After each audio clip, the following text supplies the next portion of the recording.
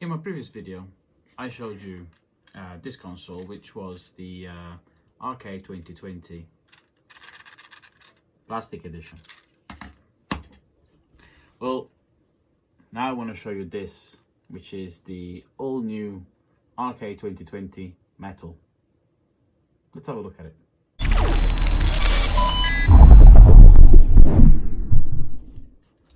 I'm not going to be doing an unboxing of this at this moment, this time, because well, it's exactly the same as the last one. There is nothing extra in the box. In fact, it doesn't even come with the charging block. In this case, it literally just comes with just a charging cable, which is the USB Type-C. The device itself is identical. There's no real difference in layout, apart from the fact that it's got a whole new aluminium case. So yeah, let's actually get a closer look at this and see what is the difference between this all new RK2020 Metal against the RK2020 Plastic. Right, both these handhelds were both purchased from AliExpress, where I buy all my handhelds with my own money, and I do this so I can show you guys what you can expect from these handheld and consoles. In this case, obviously, we have the RK2020 Plastic Edition and the all-new RK2020 Metal, which still rattles slightly, but that's acceptable. What are the main differences? Well, apart from the fact that it's made of metal, there's not much to go on from there. The thickness of the unit is, well, it's exactly the same. The button placement is in the exact same place. The top still has the same USB Type A port, Type C, your audio and video out, and your power switch. We have your shoulder buttons, which we have are R1 and R2 and L1 and L2, and we have them both on the same consoles. On the underside, we have the micro SD placement, and on the metal version, it's now missing and no longer has this button, which should have acted or functioned as a reset button, but as we noticed in the last video, it doesn't actually do anything. There's nothing to it. On this side, there's still nothing, and on the other side, there's still nothing. On the back, they have added this embossed or engraved, rather, information of what the buttons is. These labels, they do work very well. I mean, they're very easy to read and looks quite nice. Still has that TF logo at the bottom as opposed to micro SD, but yeah, generally known as trans flash cards. At the back, you can notice that it has these grips, which are very comfortable when holding the console. I do have to point out that the first time I had seen these were actually on this model, which, taking it out of its case, it was the Ambernix RG350M, which had this nice rubber feet at the bottom, which happened to be and look exactly the same. They are absolutely identical. You know, it's as if they were actually taken from this version. Anyway, we're not talking about the RG350, we're talking about the RK2020. Now, the design of this is quite a nice design. It functions very well, and just like the old one, still has the same firmware and software. If we power this on, and we can power them on at the same time, we get greeted with the R kernel boot screen and then the emulate loading screen. The versions are slightly different. One of them has a test version as opposed to the other one, but that's just because of the SD card that is placed in with the software. The timing of loading the games is slightly longer for this one because it has a bigger SD card. But we have all of the emulators as we did on the last one. Now, if we put this aside, which doesn't have as many games, we can go through the emulator list. And as you can see, it tells you only what it is and how many games I have in that particular section.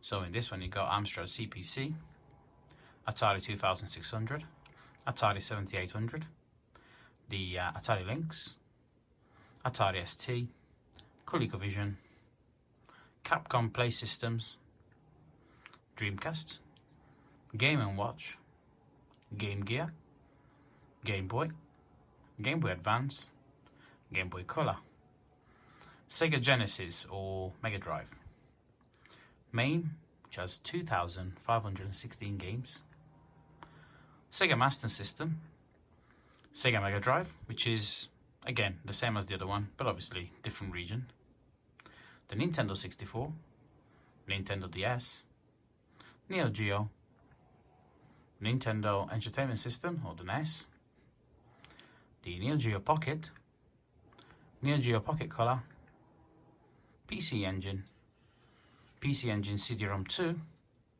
Pokemon Mini, quite fun games these are, tiny, small games, quite fun. There's different ports which has ported games, which not all of them work, but most of them do. The PlayStation Portable, PSP, the PlayStation, 468 games. Residual VM, Scum VM, then we've got the Mega Drive 32X, and then obviously our setup.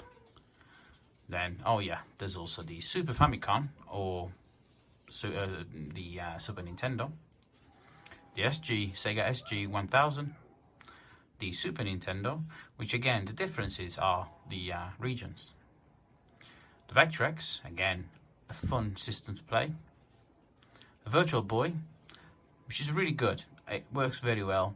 The reddish color does make it a bit annoying at times, but it works very well. The WonderSwan, the WonderSwan Color, the Sinclair or ZX81, the Sinclair Spectrum, ZX Spectrum, and then 2,548 arcade games. And it gives you then the never played list, which at the moment it says that I've never played on this particular console 24,417 games. And I can tell you that this has just under 25,000 games. So I've played on about 100 of the game, probably about 150 games. Now, this works very well in comparison to the plastic for one reason. It has the newer firmware, which allows you to charge this while it's switched off. So it actually has a proper charging screen with the battery, and this does work on this one. So that's pretty good. In our system, we still have our same options. At the moment, my menu is in Italian because I am in Italy. And that's it. I mean, there's not much to go from there. I could show you the games, the gameplay, which I suppose I can. Let's go for something that seems a bit unlikely to play and see how it performs. So let's go for the PSP. And I like F1 Grand Prix. So the loading times aren't too bad. They load pretty quick.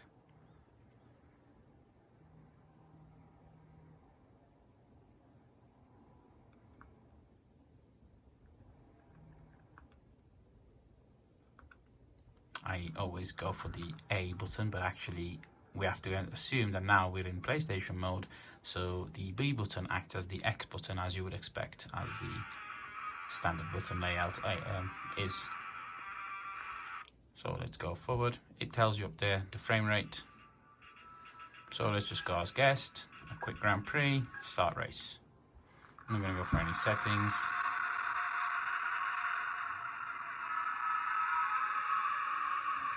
Let's change the view.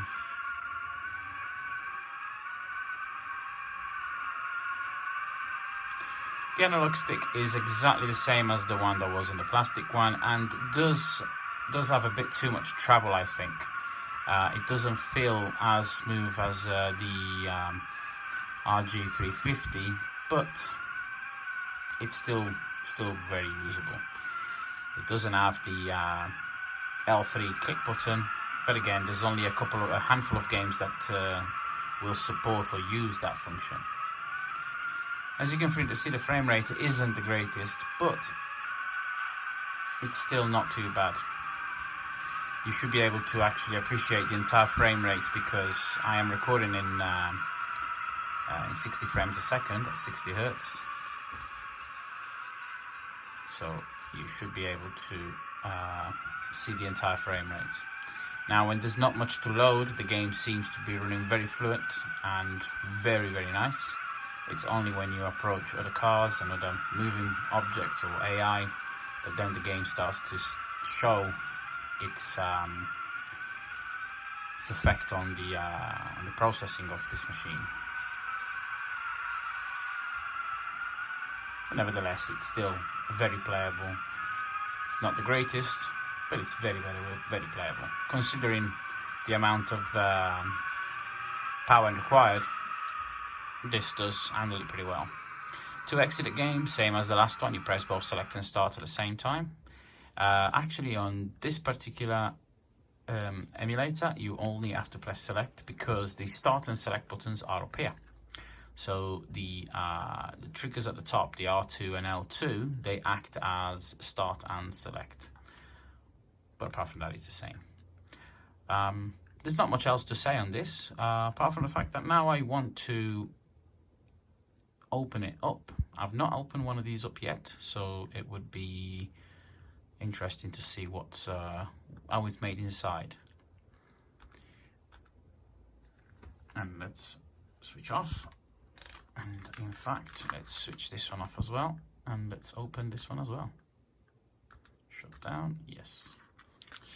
Now the screws on these, this is Phillips screws, and it's just a plastic version, which they use the Phillips screws, because I know why they would have used this Phillips screws on this one, because this is a plastic frame, and these are just injection mold cases.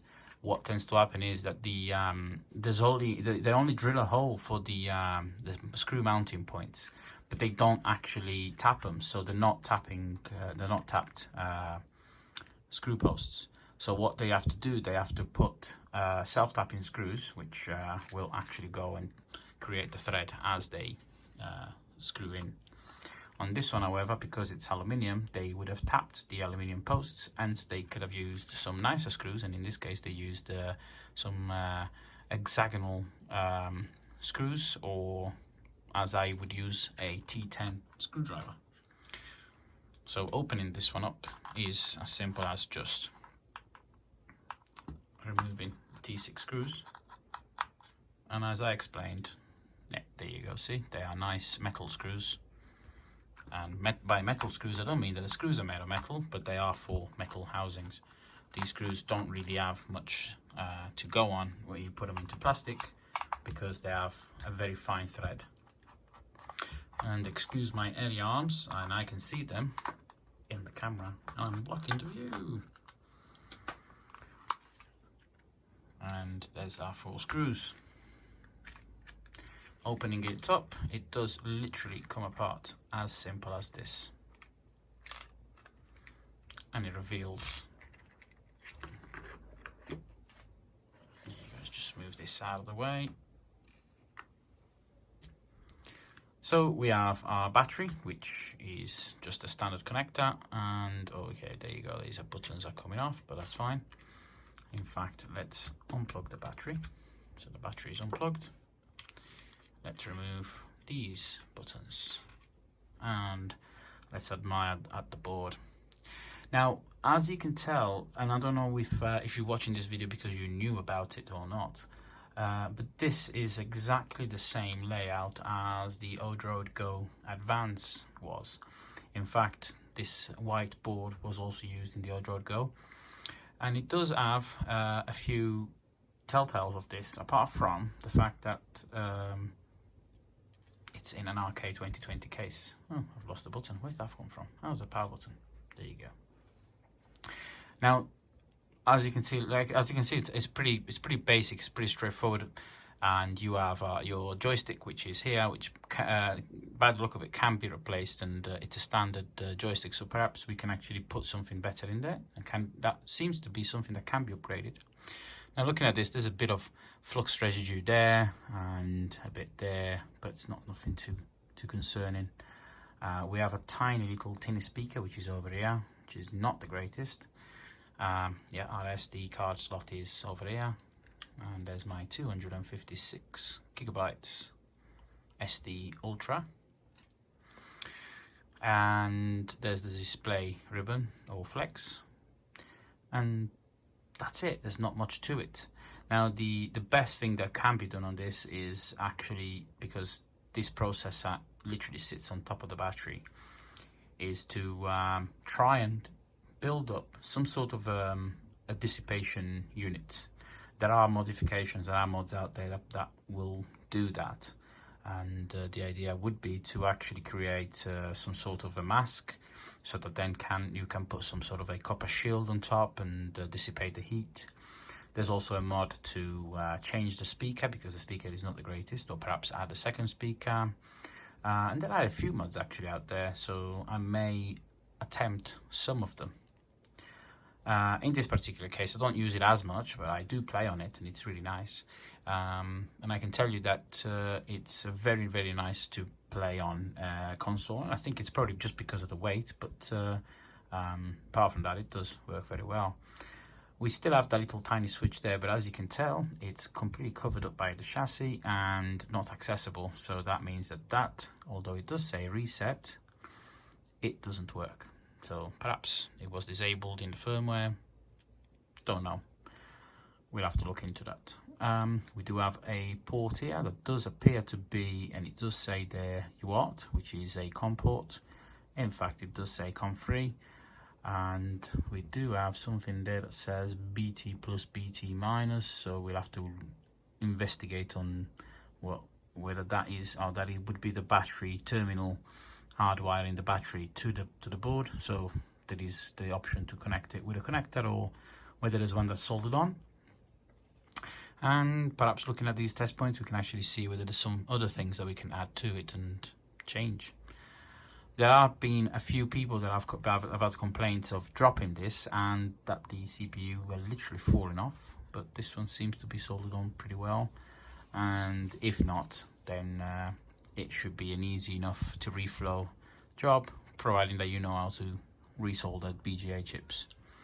Before we close this video, I wanted to point out another thing about this. This is the disappointment part of this build. And it's pretty much just the fact of these buttons, really. And I don't know if you can tell, but I haven't played it that much. And yet, considering that I've probably played it for a total of about, I'm going to say it's probably been less than 5 hours in total playtime. And we're getting the buttons that are actually wearing down on the sides. And as you can tell, because the chassis is made of metal, but the buttons are made of plastic, as they travel, they scratch. And as you can see, the X button is very rarely used. In fact, the Y and X button are very rarely used. They haven't scratched as much, but yet the A and B, because it's what you use the most, they are nicely worn around the sides. That is a disappointment. That also happens on the D-pad, and you can sort of tell there it's scratched, and down here, because as you use the D-pad, and again, the D-pad, you don't use it as much because you tend to use most of the games with the analog. Apart from that, well, this is the RK2020 Metal Edition. Let's just place these buttons back in, and let's see whether we can do it without. It's going to be a bit tricky for me because I'm looking through the camera, and I don't even know why I'm doing that. Let's actually look through without the camera. I don't know why I've placed the camera in front of me and make my life harder and more difficult. This one doesn't want to go in.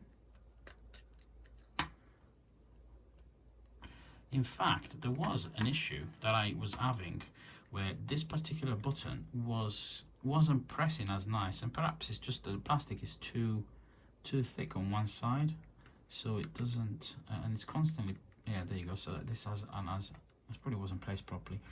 So it had a bit of less travel than the other buttons. See, whereas these should just click in like that, and there you go. And let's go for this one. So we have got, there you go, and that one there. So there you go. Let's plug the battery back in.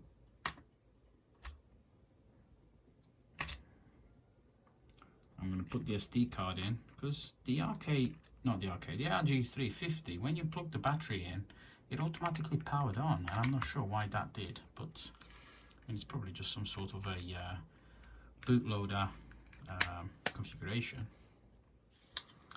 So that seems to be, yeah, there you go, that's closed. See, if I haven't broken anything, it should still work. Let's put the screws back in, and we'll place them inside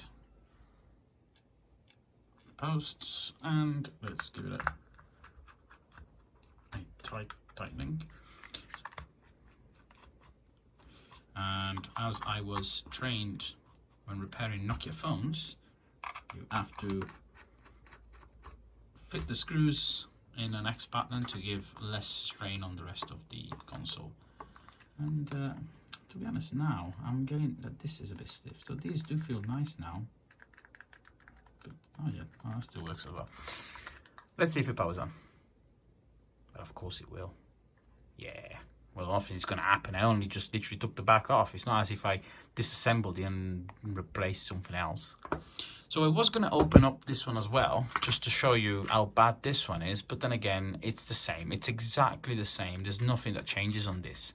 So the only difference between the two are pretty much that one is made out of plastic and one is made out of metal. And that's it. So I hope you enjoyed this video, and this has been the Techno review. I was going to say the retro review, but it's not the retro review. I do a retro review segment, but this isn't it.